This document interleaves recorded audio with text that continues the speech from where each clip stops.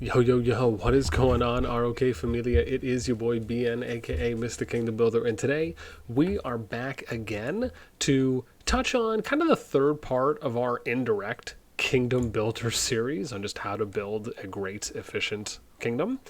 And the first one we did, and I'll probably have to go actually in and retitle some of these, but we touched on kind of establishing a council early on, or just some type of governing body and the importance of that.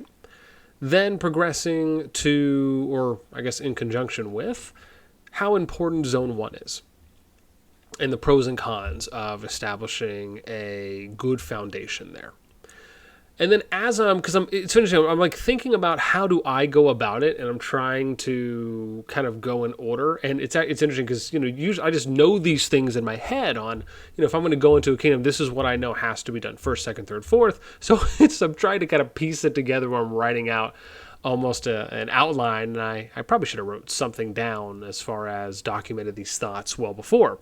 However, the next big thing that I think is important to do in a kingdom's lifespan in the beginning is working on communicating with your kingdom and having that be something that you get going as early as humanly possible. And I'm going to explain and really define what I mean by that.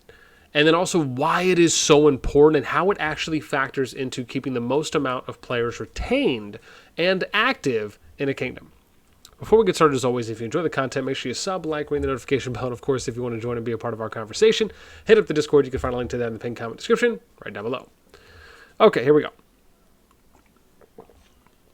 So, the importance of communication is almost kind of multifold because you want to make sure that after you have established said foundation in a kingdom, that you are then going around and taking advantage of knowing where all the alliances and all the players are in a kingdom, which, for all intents and purposes early on, is your Zone 1. So how do you actually go about doing that? Now, there's a few ways. Really, the most obvious one would be to, message, right? Because you have to think about it like this. How am I going to get the message out to as many players as humanly possible?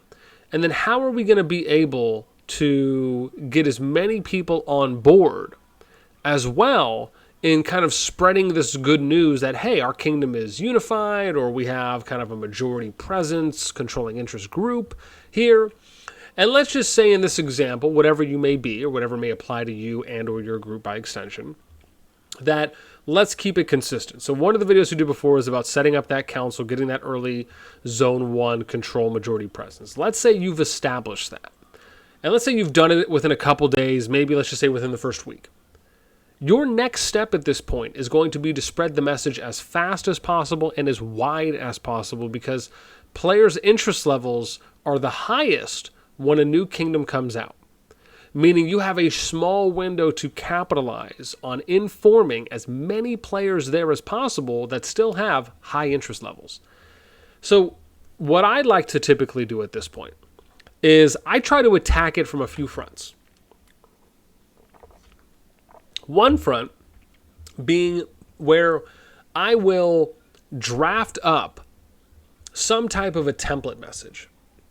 And I will send this, right? I'll basically go out, I'll get as many of the leaders as I can, right? So I'll go through this list and I'll pretty much just go down and look at however many active leads / alliances there are.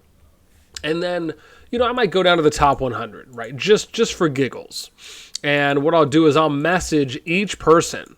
And unfortunately, there is kind of a message cap. There's a limit on how many people you can message at a time. But if you have a few people doing it within your team, like let's say I wanted to message the top 100. Well, I'll just grab 20 people and we each message each of them 5 times, right? You can get that done in a few minutes. But again, you need a team and a number of laborers, if you will, supporters that are around to assist you in doing that. So you get a templated message, and you can send them a link. You can do a bit.ly link if you want to get them to like a Word doc or something that they can copy paste. You can see if they have Discord and they can add you there. Then you can just organize everyone, very similar to what we were mentioning about doing the council setup.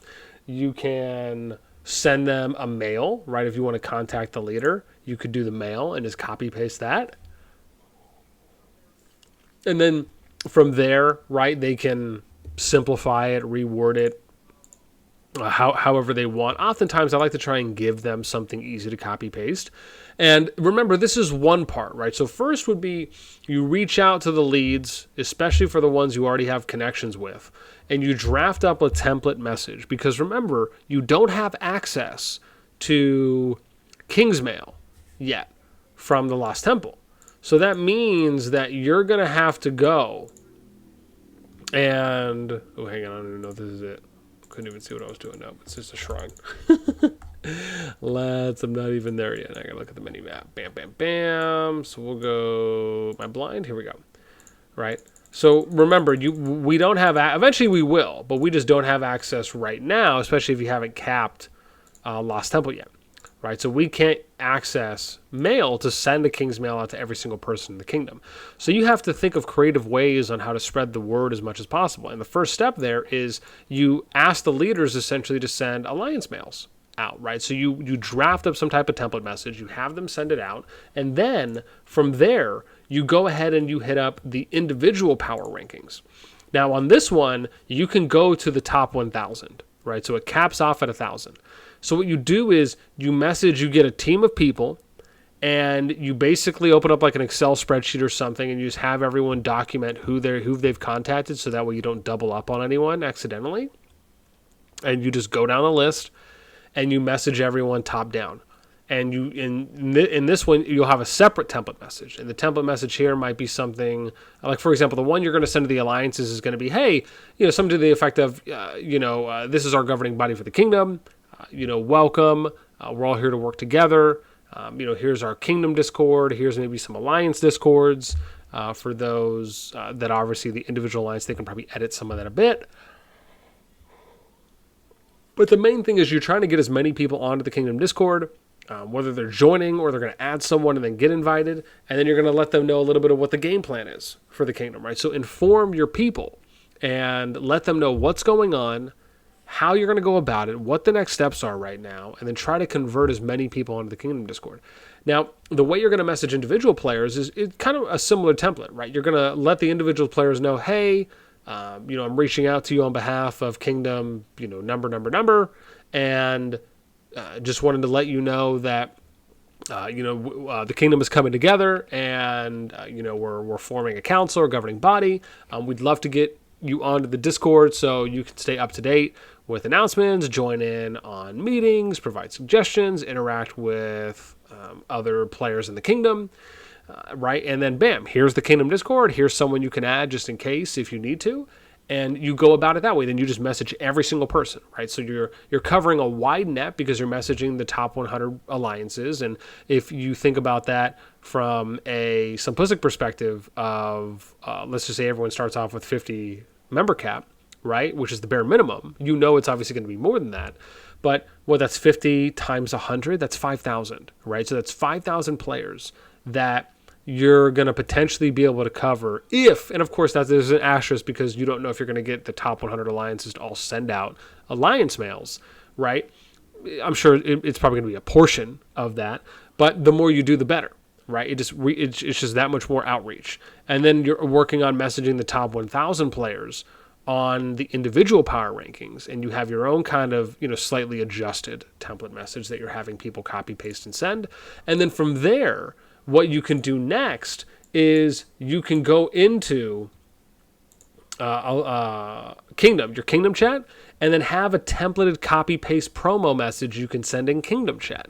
And it can be something as simple as just promoting the kingdom Discord, putting one or two people as contacts so they can reach out if needed, and then they can get added. A little bit of, maybe a sentence or two of promotion on, why join, or, hey, the kingdom is now unified, and we recommend as many people trying to join the kingdom Discord so they can be well informed, they can interact, they can ask questions, and they can just stay up to date. So again, these are kind of my 3 bread and butter pieces on what I think is really, really important. Now, for those of you that are still here, I'm gonna leave you with a smaller nugget of wisdom. If you really want to go over the top, and this is just kind of something you would do maybe after the first few weeks, just depending, is what you would do is you would then, you can wait either until Zone 2 opens or even Zone 3, just depending. But one of the things you would do is the alliances that don't make it into Zone 2, or the ones that maybe don't have a large piece of territory in Zone 1, but as far as like ones you haven't really made contact with, you can go through their alliance member list and just message each individual player one by one. Now, there's usually a different way to kind of go about approaching that, but if you're just trying to look at getting flat conversion numbers onto the Kingdom Discord, that's one of the best ways to do it. You could arguably, if you really wanted to, go through each alliance and then go through everyone's member list and just message every single individual player in the kingdom, right? Because as long as there's 1,000 alliances, or obviously up to 1,000 alliances, you could do that. And that could be 10,000 plus, 20,000 plus players. And I'm sure it's going to take a while. Obviously, the more people you have helping, the better. But if you're really trying to think about how to go above and beyond and to get as much player conversion as possible onto your Kingdom Discord, that's really the best way to go about it. Now, it's a grind. And I can tell you as someone who's done this before, because that's just the level of, for me, TLC and what I think is just hard work and effort that it just really takes. That's the kind of stuff the majority of people don't do, right? The majority of kingdoms don't do. I'll be honest, I've never even heard of someone doing that besides myself. I'm sure there are some people that are out there, where that might be the only thing they're doing and they have no problem doing that. For someone like myself, I'll do that on top of all the other stuff that I'm doing. But it is something that I think is very important because it shows a level of care in a kingdom that you're looking to build more than just kind of stacking numbers on a spreadsheet, right? You're looking to build a community. And it doesn't matter if a player is in the lowest ranked alliance or the highest ranked alliance, or they're an active player, but maybe they just can't be on for 5, 6, 10 hours a day. You still care about these people. And I think that's the most important part, because everyone can have a job. Everyone can have an assignment. Everyone can play a role, if you will. And it's really just about finding creative ways to approach that and not necessarily alienating people because they don't kind of fit what your expectations are for what your for your hopes in a kingdom when it comes to KVK time or other. So if anything, I hope you guys enjoyed this little last nugget of wisdom. And of course, for anything that I've talked about, I really would love to know what you think. Is this something that you've seen done before? Have you kind of done some of the things that I've mentioned? Have you not done any of the things I've mentioned, but everything I just said makes a lot of sense to you, and you're thinking to yourself, man, this is now something I can do, and it is something that I think would really help?